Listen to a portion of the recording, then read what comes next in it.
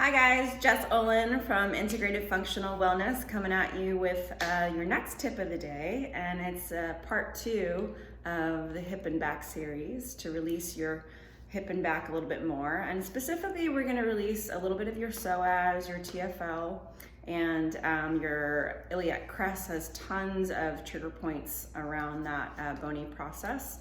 So you're going to find some relief or more relief when you release these points in your hip and your back, okay?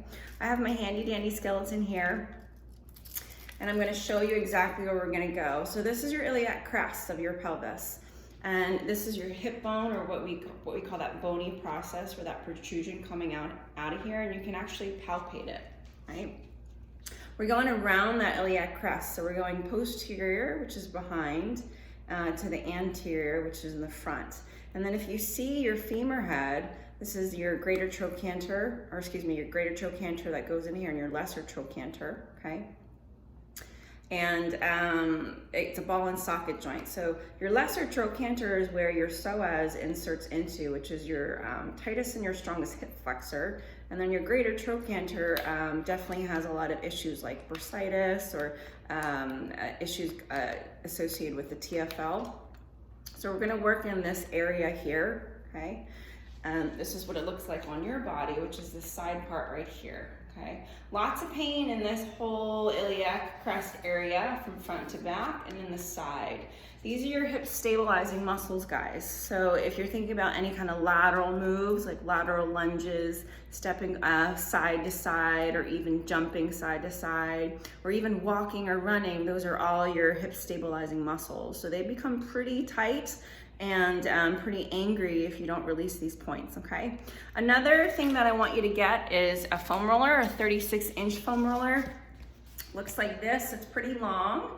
And you want length because you want range. So it's okay if you want to use a smaller one or a shorter one or half the size. Mine is a half foam roller, which I love. I like the half foam roller because it gives me more stability on the flat side so it doesn't move underneath me. But it's okay if you have a regular foam roller, okay? So we're gonna get started. I'm gonna start on my left hip, okay? We're gonna lie it down horizontally, and I'm working on getting into or putting pressure right here in my TFL, okay? So once you get it on that TFL, you wanna try and relax, get that forearm down, and just wait for that pain scale on a scale of 1 to 10. How does it feel in your body? And again, everybody's body is very different, and you want to work with your body and your comfort level. So once that pain scale, it dissipates down to about a 4 or 5, then you start moving, okay? So the next progression would be you slowly start to bring this arm down and just relax a little bit more into the side part of your hip, and maybe just relax this top leg down. And my knees are bent, stacked, 90-90, right?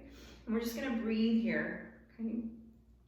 And then if you feel like you have it within you to kind of mobilize that bottom leg, you start to do that nice pin and stretch that we learned about last time, where you're moving that bicycle pedal, right?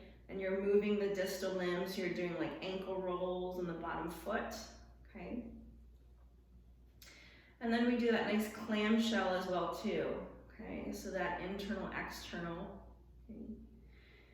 And then we're gonna move it a little bit lower towards that greater trochanter. And again, you're not on the bony process of the greater trochanter, but you're just a little bit below it, okay? And once again, you're gonna, maybe this is a sensitive point for you. So once again, you wanna feel it out and breathe. Use that diaphragmatic breath, okay? And you do that bicycle pedal once again. And that nice clamshell to offer the distraction, to offer pliability and length to the tissue. All right, we're gonna hit the iliac crest. So the iliac crest is high, okay? Your hip bones are really, really high. So you're just gonna slowly come off of it, and you wanna find the crest of that iliac crest, so the highest part of your hip, okay? And once you have it there, place the foam roller right there. It's a very, very sensitive area, so you want to be very careful when you come onto it. Have the forearm up to brace yourself first. Feel it out. Take a couple breaths, see how that feels. And if you feel like you want to go deeper, you slowly start to extend that bottom arm and just nice and relaxed. And once again, my knees are stacked, nice and bent, and I'm gonna breathe here. And even the breath, sending that exhale down there, helps you to release the tissue and all that tight fascia down there. And from here, we're just gonna do some hip forward rolls. So really get into the psoas in the front. So you rock your pelvis forward, okay? And then you rock your pelvis back to really get into that QL. Once again, my QL is one of your tightest muscles in your low back. It gets pretty angry. And you're using your exhale to come forward, your inhale, nice and easy, okay? And small, specific movements is what I want. So nothing too jerky, right? Because you don't want to hurt the tissue or freak out the tissue.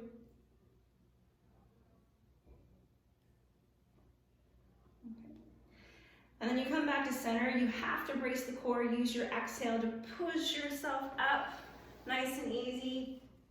And we're gonna come a little bit more lower on that iliac crest, okay? Because I wanna get into that glute med, okay? So right now, my iliac crest is right about here, and that femoral is a little bit lower, okay? And once again, you're not on the bony part of it, but find the soft tissue around it or underneath it, okay? So right about here. So I have that femoral right there, slowly come down onto it, and I'm just gonna relax here. And I'm in this like pigeon or open position here, okay?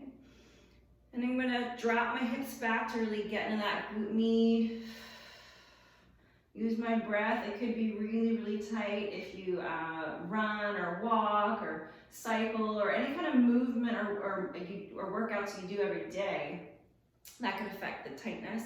And then as I come forward, I'm really getting into that insertion point of your rectus femoris, right? So it's your quad insertion right into that pelvis right there. And that part is really sensitive.